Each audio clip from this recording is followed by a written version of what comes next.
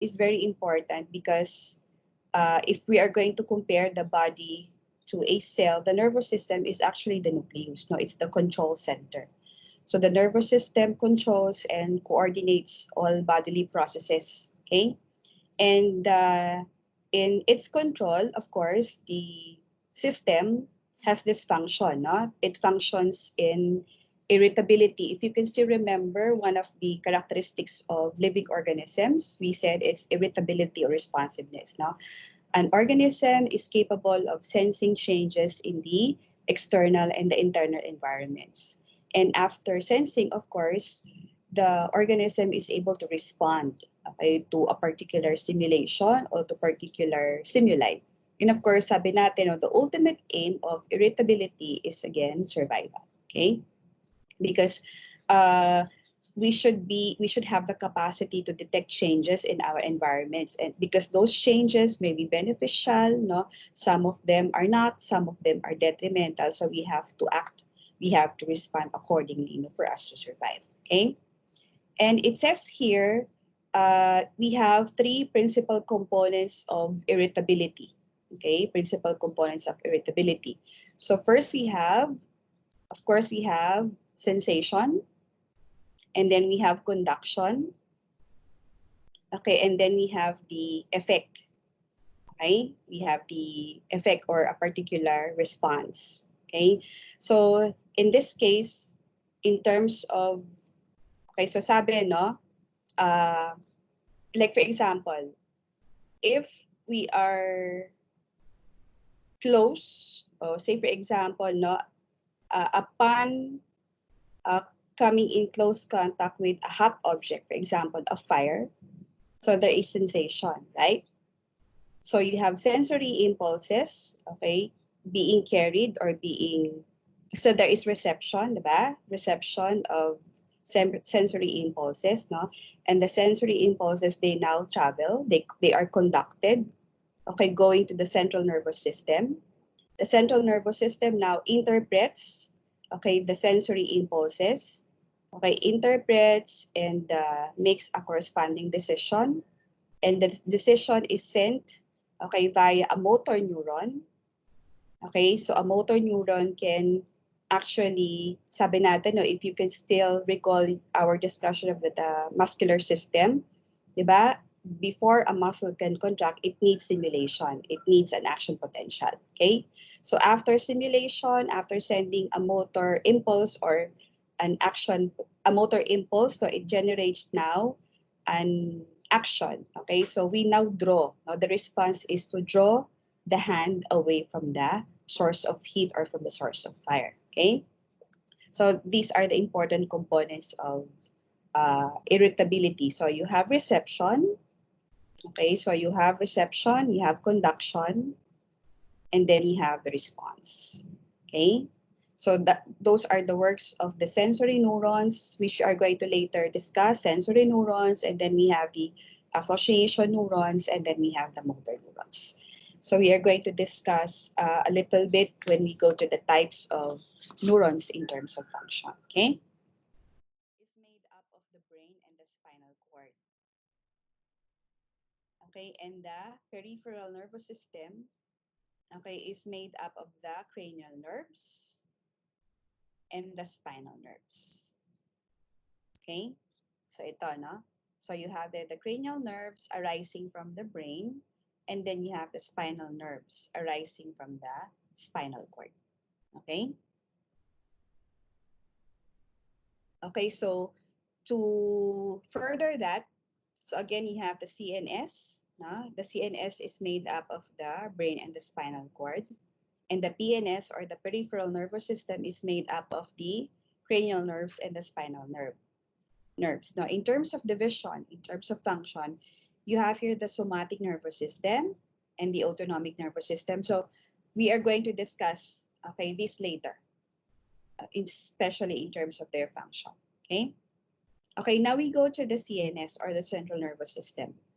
Okay, so if we are going to liken ourselves, okay, with a computer, no?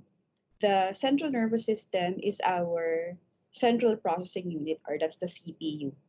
Okay, the central nervous system is very, very important in controlling, and integrating bodily activities. Diba? Kumbaga nga, kung tayo ay ikukumpara sa isang cell, ang ating central nervous system ay ang kanyang nucleus. Okay? Control center. Now, in terms of development, okay, so it says here development of the brain from the primary brain vesicles. Okay? Now, I don't see the chat. If you have questions, you can just unmute your audio and then ask questions. Huh? Okay, so again, in terms of development of the brain, it says here development of the brain from the primary brain vesicles or the first brain vesicles. So during embryonic development, remember, again, I guess in your laboratory, it has been mentioned, you have the development of the neural tube. So the neural tube now actually develops to become the brain. Okay, so it says here during the end of the 4th week of embryonic development, so isang buwan pa lang tayo, end of 4th week of development. So the neural tube actually develops to become the 3 primary brain vesicles. So you have the forebrain, okay, or the prosencephalon. So later you would see the spelling. Prosencephalon, ay yung cephalon yan, prosencephalon. And then you have the midbrain or the mesencephalon, and then the hindbrain or the rhombencephalon. Okay? So ito yung spelling, prosencephalon, mesencephalon, rhombencephalon. And then, during the 5th week of development, okay, the primary brain structures, they now differentiate. Okay, they undergo maturation to become the secondary brain vesicles. Okay? So from the forebrain develops, okay, the telencephalon and the diencephalon. And then you have, from the midbrain, you have the mesencephalon. And then from the hindbrain, you have the metencephalon and the myelencephalon. Okay? And if you're going to see the names or the parts of the brain, so these are actually the final brain structures. The secondary brain vesicles, they now develop to become the adult brain structures. Okay, so the telencephalon, okay, they develop to become the cerebrum. Okay, and then we have the diencephalon. Okay, the diencephalon develops to become the thalamus. Okay, thalamus and the hypothalamus, ito, in yellow. Okay, and then that's the diencephalon, The diencephalon develops to become the thalamus and the hypothalamus. And then the midbrain, okay, is still the midbrain, the green one, ito. And then we have the metencephalon. The metencephalon, okay, develops to become the pons. Okay, so you have here the pons and the cerebellum, the blue one. And lastly, the myelencephalon, this one, myelencephalon develops to become the medulla oblongata, the purple one. Okay, so those secondary brain vesicles, they give rise to the adult, final brain structures. Okay, so again, you have here from the primary brain vesicles, secondary brain vesicles, and then you have the final brain structures. Okay, so yan siya ulit na. Okay, now let's try to discuss first the brain and then the spinal cord. So it says here, the brain is one of the largest organs of the body. Okay, but the largest is still the skin, So it says here, it actually contains about 100 billion neurons. So ganun karami, It weighs about 1.3 kilos. It's protected by the cranium or the skull, and it has 3 meninges or covers. Okay, so you have the dura mater, the arachnoid, and the pia mater. So if you're going to make a section, okay, a section of the head part, so you have here the pia mater, that's the innermost covering, okay, of the brain. And then next to that is the arachnoid. Okay, and next to that is the dura mater. So these are the meninges of the brain. That's why if there is an inflammation of the meninges, so we call that meningitis. Okay, and then the dura mater is followed by the skull, and of course we have the skin and the hair. Okay. Now in terms of brain parts, sabi nga natin, no, the brain is actually likened to a mushroom. So you have here the head of the mushroom, then you have here the tail of the mushroom. Okay? And it has 4 major parts. So you have here the telencephalon or the cerebrum. And then you have the diencephalon, again, which is made up of your thalamus and the hypothalamus. And then you have the brainstem. Okay? The brainstem, which is made up of the midbrain. And then you have the pons, and then you have the medulla oblongata. So that's the entirety of the midbrain. And then you have the cerebellum. So these are the 4 major parts of the brain. Okay. Now in terms of, so let's discuss the major parts one by one. No? So first we have the cerebrum. Okay, so the cerebrum is said to be the largest part of the brain. Okay, it's the largest part. And it also has the largest surface area. Okay, because it's actually thrown into several folds. Okay, so we call each fold a gyrus. So plural, gyri. Okay? And in between the gyri, so you have shallow grooves. Yung mga pailalim, yan. So we are calling them the sulci. So singular sulcus, plural sulci. That's why, no? So the cerebrum has the largest surface area because of this convolutions or because of this folding. Okay? Now, the cerebrum is divided into the right and the left hemispheres. Okay? And they are connected by a band of nerve fibers. So we call that the corpus callosum. Okay, so siya yung nasa gitna. So this is a section of the brain cut, okay, at the level, ito, at the middle, not showing you the parts. Okay? Now, the most active part of the cerebrum is actually the outer part. So that's the cerebral cortex. Okay? It's where most of the brain activities happen. Okay?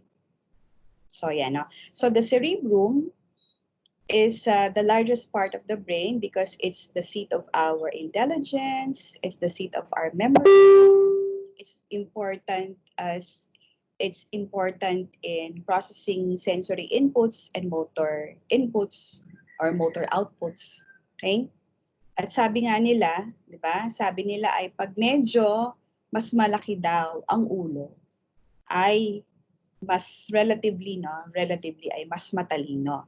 So there is a certain truth to that saying because the larger the head, the larger the brain, the larger the cerebrum. So you have technically more space, no, for the storage of data. Para rin sa computer yan, di ba? Pag mas malaki ang storage, syempre mas maraming kang pwedeng i-store ng mga data. So ganun din, no? Pero of course, if you're not going to input data on your CPU, on your brain, wala din, di ba? Kahit malaki pa yan, kung wala naman yung laman. Kaya nga sabi may joke, di ba? Na if you're going to compare in joke to. In a store, okay, which sells brains, no, if you will be mga second-hand brains, no? If you will be asked to choose between a Filipino brain, ano pa ba? A Japanese brain, ano pa ba? A British brain ba or American brain? Okay, so which would you buy and why? So ang joke doon, no, one is going to buy the Filipino brain because it is slightly used, no? Kasi daw bibihirang gamitin. So gusto nyo bang masabing slightly used ang mga brains nyo? So, syempre hindi. So, kailangan mag-aral kayo ng maigi. Okay? So, you have to input. Okay? You have to study well so that you're going to store a lot of things. No? Now, in terms of the cerebral lobes, no, and in terms of their function, so we have 4 major cerebral lobes. So you have here the frontal lobe, the blue one. You have the parietal lobe, okay, the green one. You have the occipital lobe, the red one, and the temporal lobe, or the ano ba to, medyo orangey one. Okay, so the frontal lobe, okay, it's very important in the storage of our memory. It also contains it's the seat of consciousness. Okay, it also contains the primary somatosensory area. Okay, it's responsible for accepting sensory inputs. Okay, now the parietal lobe has the major motor area. It's capable of processing motor impulses. Okay, it's also, I forgot another function of the parietal. Sige, babalikan ko mamaya, no? And then, another, you have the occipital lobe. The occipital lobe is primarily concerned with vision. Okay, and the temporal lobe is primarily concerned with hearing and speech understanding. Ito, no? The parietal lobe is important in speech. Okay? Ito in hearing and in speech understanding. Ito in vision. Okay? Anyway, I'm going to send the handout so andun yung mga details ng functions nila, no?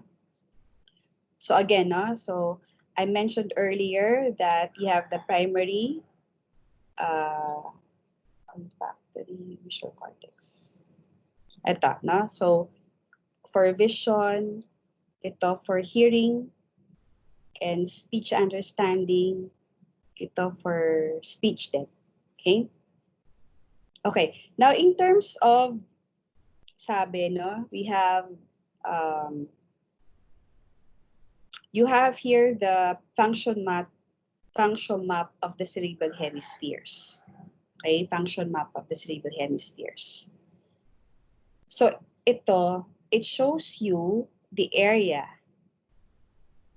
So, it says here primary somatosensory area and primary motor area. Okay? So it tells us the relative area of the cerebrum, okay, that actually processes, okay, sensory inputs, okay, and motor outputs, okay, especially in relation to the functions of the hands and the face.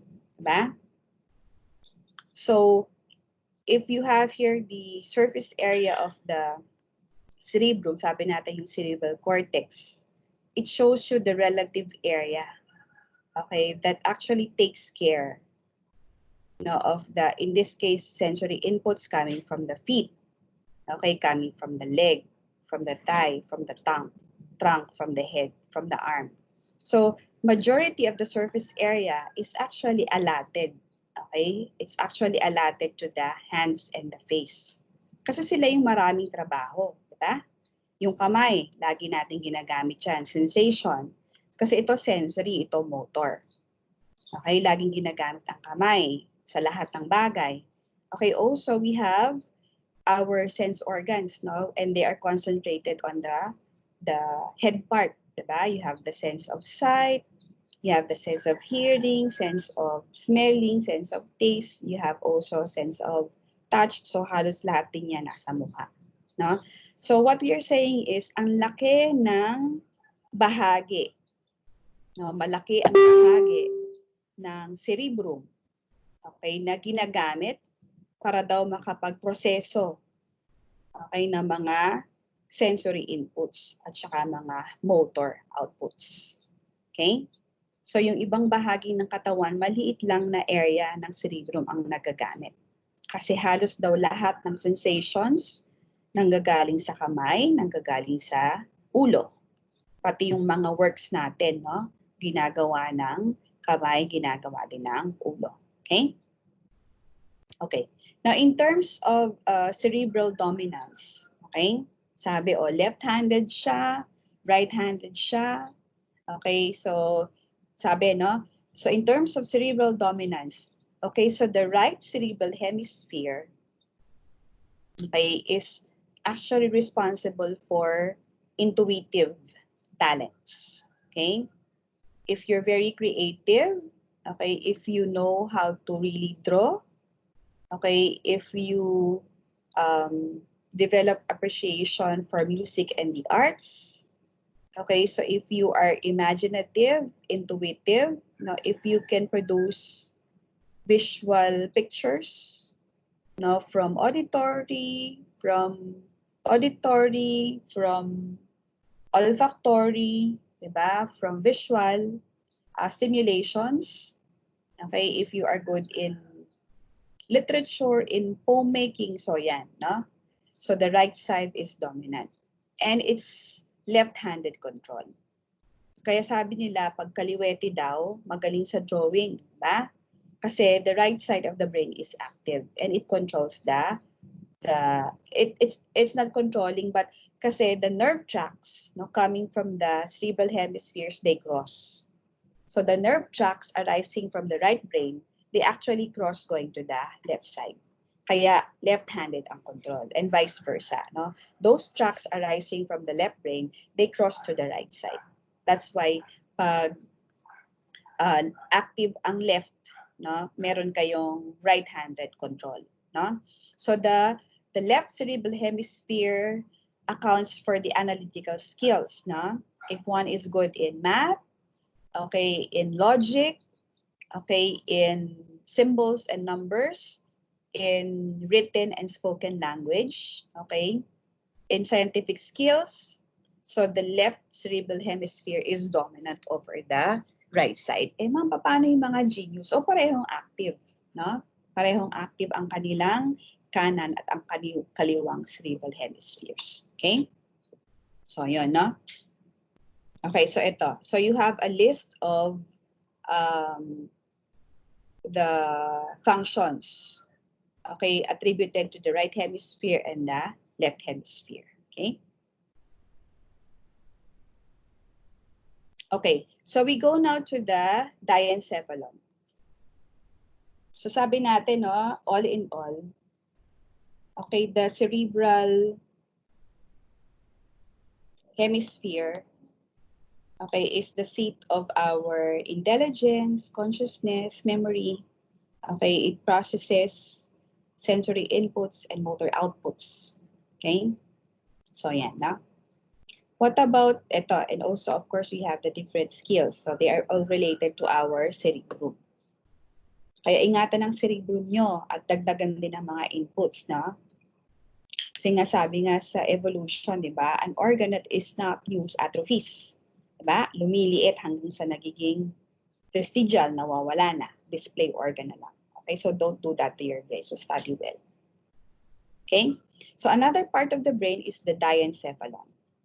Sabi natin, the diencephalon is made up of the thalamus, okay, and the hypothalamus. Okay? So the thalamus and the hypothalamus. So the thalamus is a very important relay center. Okay? So it relays sensory inputs or sensory impulses, okay, from the other parts of the brain, okay, going to the cerebral cortex. So para rin siyang basketball, pasa-pasa, no? Because remember, the cerebral cortex, no, contains the primary somatosensory area, okay, where all the sensory inputs are coordinated, associated to make a decision, diba? So again, the thalamus relays sensory inputs, okay, from all parts of the brain going to the cerebral cortex. Okay? So that's the work of the thalamus. Also, the thalamus plays an important role in our awareness, okay, through its conscious recognition of pain, okay, temperature and touch in relation to pressure. Okay, so siya rin ang bahala doon, no? So it has something to do with our consciousness. Okay? So anyway, for you to visualize the ventricle, so ito yung cavities ng brain yan. Okay? Tas yun ang cavity ng spinal cord. Okay? So you have here the central canal and then you have the ventricles of the brain.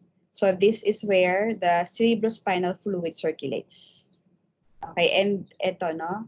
This areas, no, the upper surfaces or the innermost surfaces, they are lined with ependymal cells. Okay? So going back, no? So another part of the diencephalon is the hypothalamus. Okay?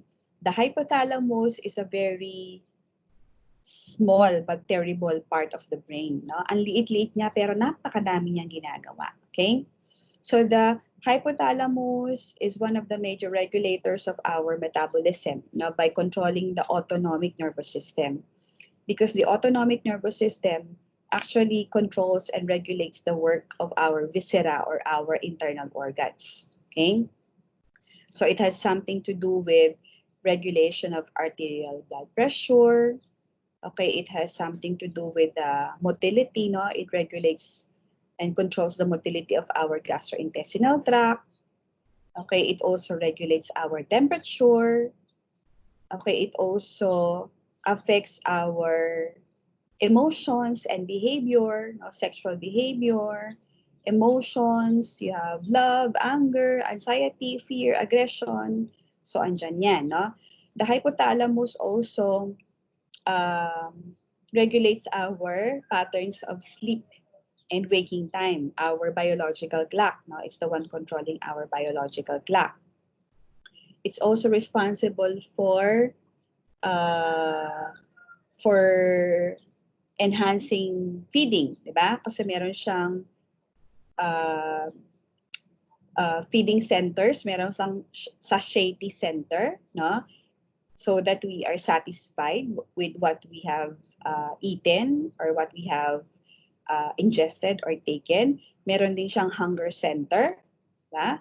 Eh ma'am, ang question, paano pag laging gutom? O di active na active ang hypothalamus, laging gutom. No? It also contains the thirst center, regulating our fluid intake. Okay, it's also considered to be the master of the master endocrine gland. The master endocrine gland is the pituitary gland, no? Because the pituitary gland tells other endocrine glands to secrete their hormones, their products, no? Now, the one telling the pituitary gland to release their hormones is the hypothalamus. So it's the master of the master endocrine gland, okay?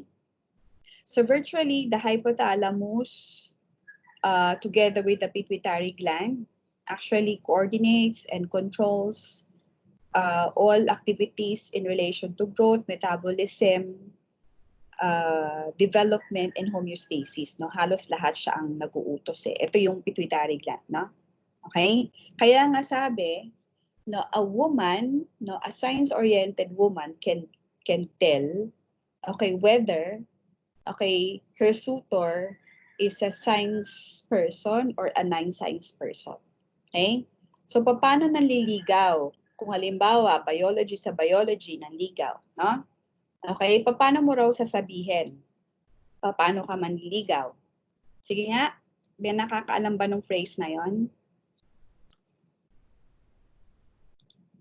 So, tingnan ko ang aking chat. Okay, so halimbawa raw, no, pag biologist ang lalaki, manliligaw din sa biologist na babae, ano ang dapat sabihin ng lalaki? Okay, it's not the simple I love you, but anong sinasabi? May kausap pa ba ako? Parang wala na naman. Wala, naglayasan na sila. Compliments? Okay, like what? Ayan, sabi ni CJ, I love you yun, ano? So tama, ayun, no? So the man, no, should say to the woman, I love you. Okay, I love you not from the bottom of my heart, okay, but from the seat of my hypothalamus. Okay, because the hypothalamus controls the emotions. It controls the heart rate. Okay?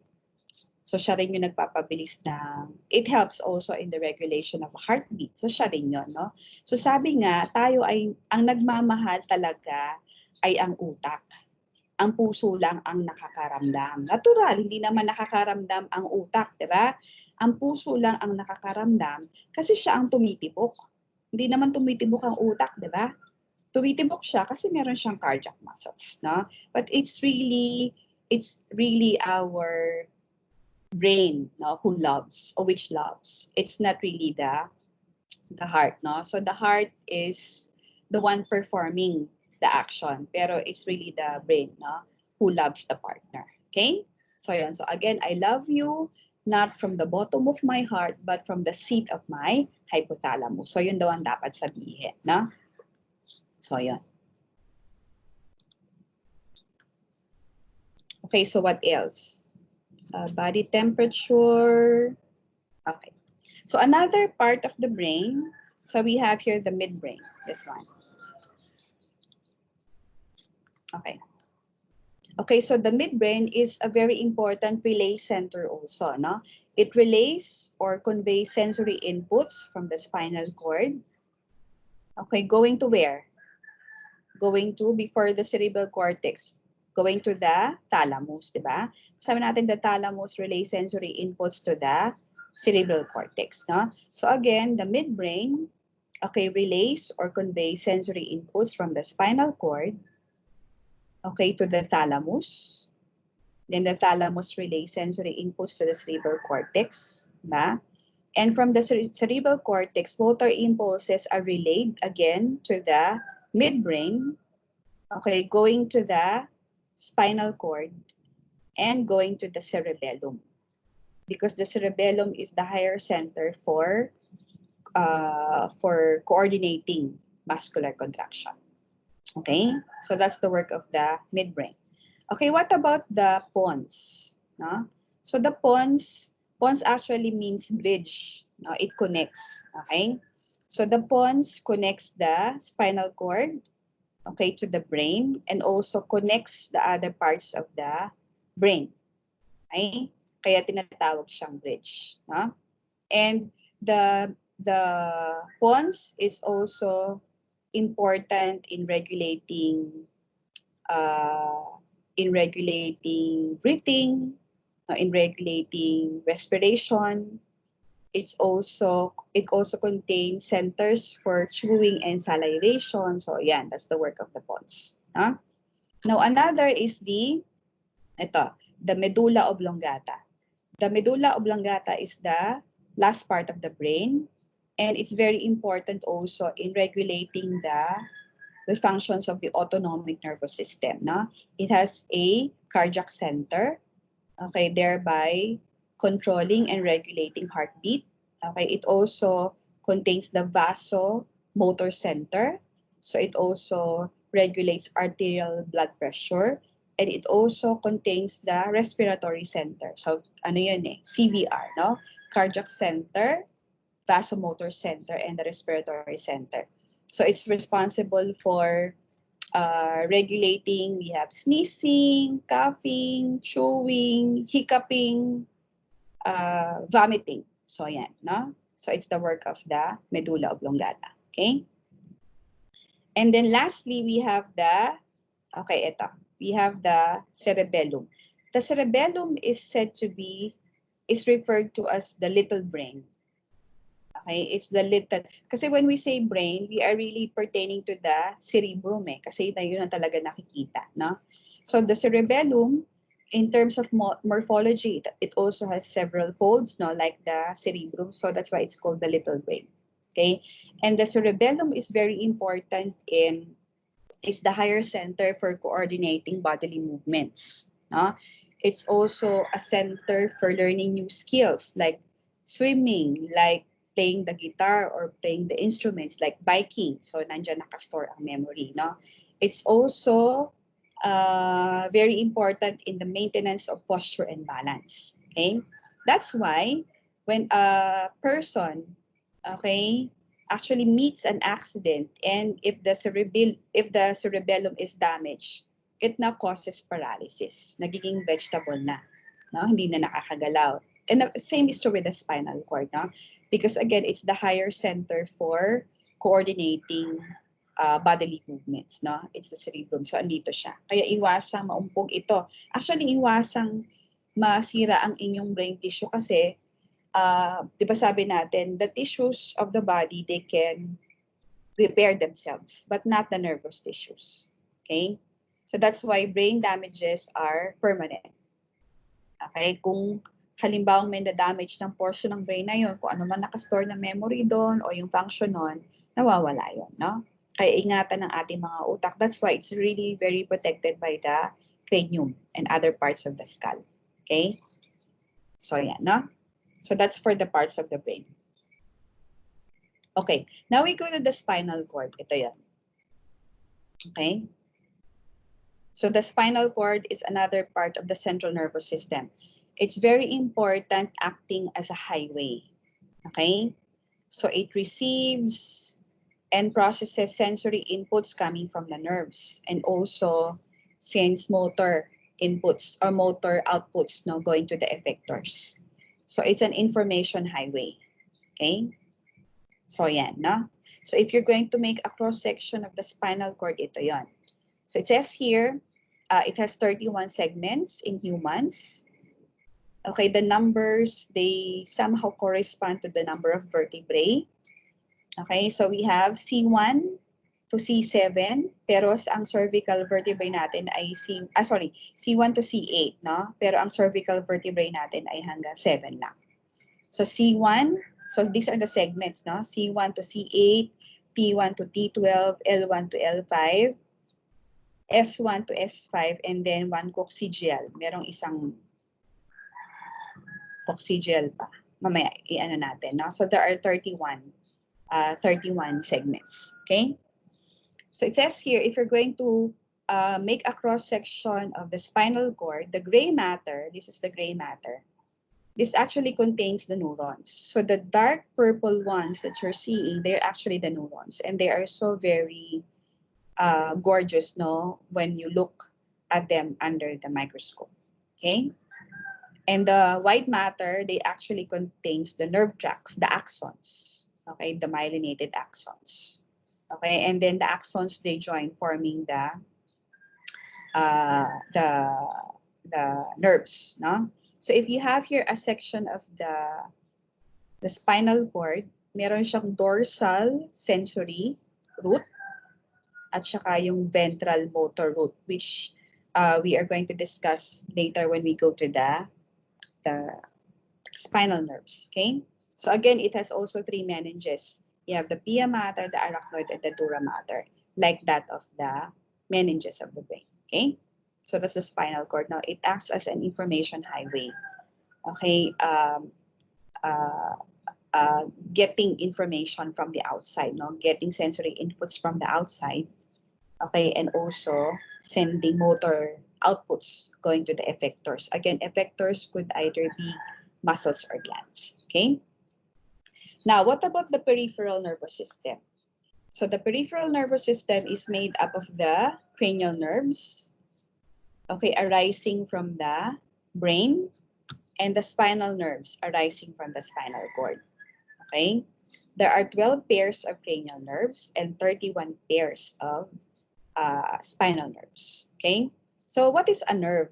If you're going to get a section of a nerve, yan, mga ugat, okay, it's actually made up of bundles of nerve fibers, no? So the nerve fibers are actually the axons. They are the axons of neurons. So ganun sila kahaba. At pag pinagsama-sama sila, yan, sila ang nagiging nerve. Okay, because remember, they are the ones conducting sensory inputs and motor outputs, okay, as we are going to discuss later. Now, so these are the 12 pairs of cranial nerves, no, arising from the brain. Okay, so they can be represented by Roman numeral, by capital Roman numeral routes. No? So you have 1 to 12. So you can say CN1 or cranial nerve 1, CN2, cranial nerve 2, until CN12, cranial nerve 12. Or you have the names. No? So of course, you have to remember them in order. And there is a very interesting mnemonic device that you can use in order to remember them well. Remember the names in order now well. So we are using the first letters, okay, of the cranial nerves. So papaano raw mabilis matandaan, no? Okay. So with expression, no? O, O, O, okay, to touch and feel a girl's V, So merong daw expression yun, ano? O, O, O, to touch and feel a girl's V, Okay? Pwede namang a girl's, nawala yung pointer. Ayun, no? Oh no. Ayun. Parang humina na ang battery, no? Pwede namang a girl's buhok or a girl's balakang, di ba? Kasi kung ano-ano yung iniisip nyo. Okay? Or, pwede rin sa lalaki, no? O, O, O, to touch and feel a gentleman's vest. Pwede rin yun. Or, kasi ito, yung auditory, it's also called vestibulocochlear. Auditory ear, no? Pwede ring O, to touch and feel very green vegetables. Okay? Nagre-react ba doon? Para mahina ang aking, ayan. Tingnan ko nga kung may nag-react. Aba, wala nag-react. Anyway, also going back, no? So, yan, no? Now, ano ba yung mga functions na mga yan? So, actually, you can decipher the functions na based from the name. So, halimbawa, olfactory. Olfactory is a sensory neuron. Okay, it now senses, it's responsible for olfactory sensations or for the sense of smell. Okay, optic. Okay, movement of for vision, diba? Oculomotor, movement of the eyeball. Okay, so try to see this table. So you have here the name of the cranial nerve. Okay, you have here the name of the cranial nerve. And then the type of nerve. Okay, whether it is sensory. Okay, so as you can see, among the 12 pairs of nerves, there are only 3 sensory. You have cranial nerves 1, okay, 2, and 8. Yung vestibulocochlear o yung auditory. Okay, sensing, okay, smell, sight or vision, and hearing, ba? So silang tatlo lang, kaya olfactory, optic, and auditory or vestibulocochlear. Okay, the rest are mixed. Okay, mixed nerves. When you say mixed nerves, they have both sensory function and motor function. Okay, they send or they carry sensory inputs and also motor outputs. Okay, and I guess I don't have to explain each one because they are self-explanatory, but they will be included in your examination, so please study them. Okay, so yeah, no? Now you have here the, again, 31 pairs of cranial nerves, spinal nerves. So you have C1 to C8, T1 to T12, L1 to L5, okay, S1 to S5, and then you have the coccygeal. So all in all, we have 31 pairs of nerves. And unlike the cranial nerves, spinal nerves are all mixed nerves. Okay, they are all mixed nerves. So you have here a section of the spinal cord. There is a dorsal sensory root and a ventral motor root. So this part, okay, relays sensory inputs, and then those sensory inputs are now processed, now integrated by the central nervous system, by the spinal cord, until a decision is made. Okay, and the decision in the form of motor impulses are carried by the motor neuron going to the effector. So an effector could be, again, a muscle or a gland. Okay? So again, there are 3 sensory cranial nerves. All the rest are mixed, but all the spinal nerves are mixed nerves. Okay? Okay. Again, no, going back. Under the peripheral nervous system, in terms of function, we have the somatic and the autonomic nervous system. Okay? So the somatic nervous system, when you say somatic, it means body. No?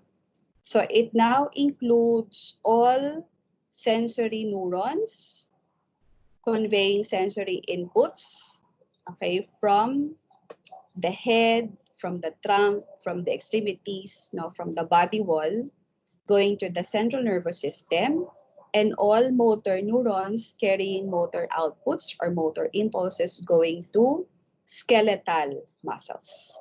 Okay, hence the somatic nervous system is responsible for controlling the voluntary bodily activities. So ang effector nila ay skeletal muscles. And the skeletal muscles, diba, contraction of the skeletal muscles is said to be voluntary because we can consciously control their contractions. Okay, whereas the autonomic nervous system, okay, they now this now consists of sensory neurons relaying sensory inputs from the viscera, okay, from the internal organs, okay, and motor neurons that relay motor inputs to cardiac muscles, smooth muscles, and glands, thereby controlling involuntary bodily activities. Okay, so that's the work of the autonomic nervous system. And the autonomic nervous system, the motor part, kasi isa lang naman yung sensory part eh. So the motor part or the motor branch is still further divided into 2 divisions. You have the sympathetic and the parasympathetic. Okay? So ito yun, no? You have a differentiation of the sympathetic nervous system and the parasympathetic nervous system. Okay? The sympathetic nervous system is also called the thoracolumbar. Okay? Thoracolumbar division.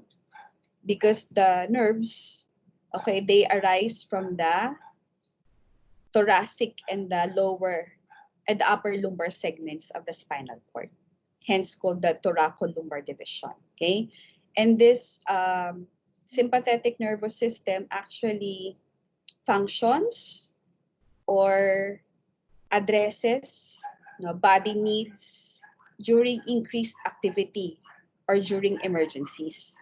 That's why it's also called the fight or flight system. Okay, and of course during increased bodily activities and during emergencies, diba, the body now expends energy. Talagang gumagamit ng energy, no? So halimbawa, it increases heartbeat. Okay, it relaxes airway so that we can get more oxygen, okay, for ATP production. Okay, it stimulates release of glucose because glucose is needed to be oxidized, remember, okay, to produce ATP. Okay, it now secretes epinephrine and norepinephrine, or more commonly known as adrenaline and noradrenaline, diba? So adrenaline is responsible for increasing cardiac output at saka increasing again the glucose level. Okay? Kaya nga 'di ba pag talagang strenuous ang activity, pag very active tayo, 'di ba? Pag may emergency cases, 'di ba? All systems go, talagang very alert, no? Very energetic. So that's the work of the sympathetic nervous system, no? And it's primarily because of epinephrine or adrenaline. Kaya nga yung iba, 'di ba, sa mga movies, pag nababarel, nasusugatan, pag lambot na sinasaksakan sila ng adrenaline, no? Because adrenaline increases cardiac output, it increases heartbeat, and also increases the level of glucose in the blood so that more energy, okay, can be more sugar is available, no, for the production of energy. Okay, it also promotes ejaculation and vaginal contraction. So yeah, no? So in other words, the sympathetic nervous system is very active when we are active. It works when we are active. Okay? As opposed to the function of the parasympathetic nervous system. Kasi we have here the parasympathetic division, no? The parasympathetic division is active when we are at rest naman. So baliktad, no? Kung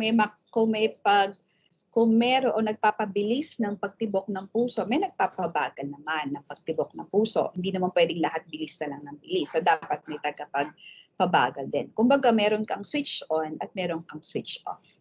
Okay? So the parasympathetic nervous system is also referred to as the craniosacral. Okay? Craniosacral division, because the nerves actually arise from the lower parts of the brain and also the sacral segments of the spinal cord. And in one of the references that I read, usually the nerves, they are relatively longer. They are relatively longer, and they actually come from farther locations, diba? Ang layo ng dulo ng ulo yun tsaka yung sa may sacral. So mas mabagal makarating ang impulses sa kanilang mga pupuntahan. Samantalang ang thoracolumbar malapit lang. From the thorax part and from the lumbar part, ayun na yung mga internal organs. Okay? So mas mahaba yung mga nerves na nanggagaling sa sacral area at saka cranial area. Okay? So again, the parasympathetic nervous system is active when we are at rest. That's why it's called the rest and the digest system. Okay? So it slows heartbeat, okay, it constricts airways, and it stimulates the activity of the internal organs. So that's why sabi natin, no, when immediately after a meal, especially if we're going to we ate a lot, no, we feel very sleepy because less blood goes to the brain and more blood goes to the gut. Okay, because the function of the system, the primary aim of the system is to digest food. And that's the work of the parasympathetic nervous system, the rest and digest system. Okay, so yeah. Ito naman, it also promotes erection of the genitals. Okay, kaya nga sabi nila pag early morning, kasi relaxed, ang gumagana doon ay ang parasympathetic nervous system. Kaya usually daw nag-e-erect ang penis ng mga lalaki pag early morning. Kasi ibig sabihin, relax sila nun. No? Kahit walang stimulation, erected yung mga yan. Okay? Okay. So I guess last part for the nervous system, we have a reflex arc. Okay? So how do you define a reflex? Diba halimbawa sa mga doktor, may knee-jerk reflex. Pag pinukpok yung tuhod, nagsuswing yung paa. So it's a reflex, na? So a reflex is actually a rapid, predictable response, okay, to a particular stimulation. So reflexes are rapid, predictable responses to stimulation, okay? And a reflex is actually produced by a reflex arc. Okay, an arc is just a pathway.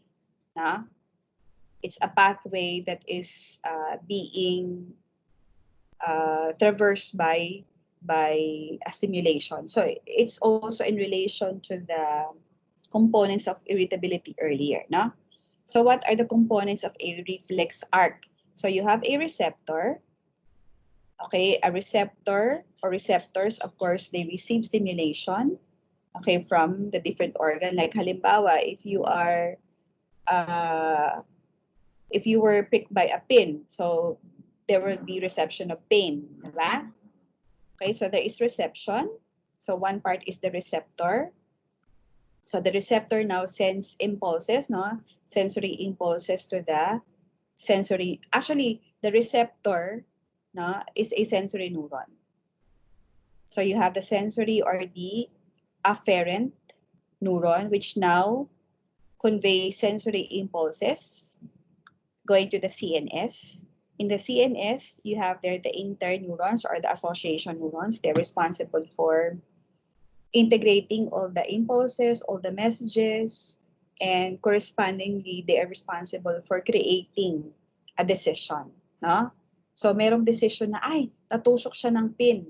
Yun ang interpretation nila ng sensation, natusok siya ng pin. So after the CNS, we have the motor neuron. So the motor neuron now carries the decision, okay, carries the message. Okay, we have the motor impulses going to an effector. And in this example, an effector could be a muscle. Okay, so that you can actually withdraw the pin or remove the pin, di ba, from the skin. So that's an action. So again, those are the components of a reflex arc. You have a receptor, you have the sensory neuron, you have the CNS, where the interneurons are located, you have the motor neuron, and then you have the effector. So again, an effector could be a muscle or a gland. Okay? So that ends our our nervous system. Okay? That's the end of the nervous system. Meron bang question?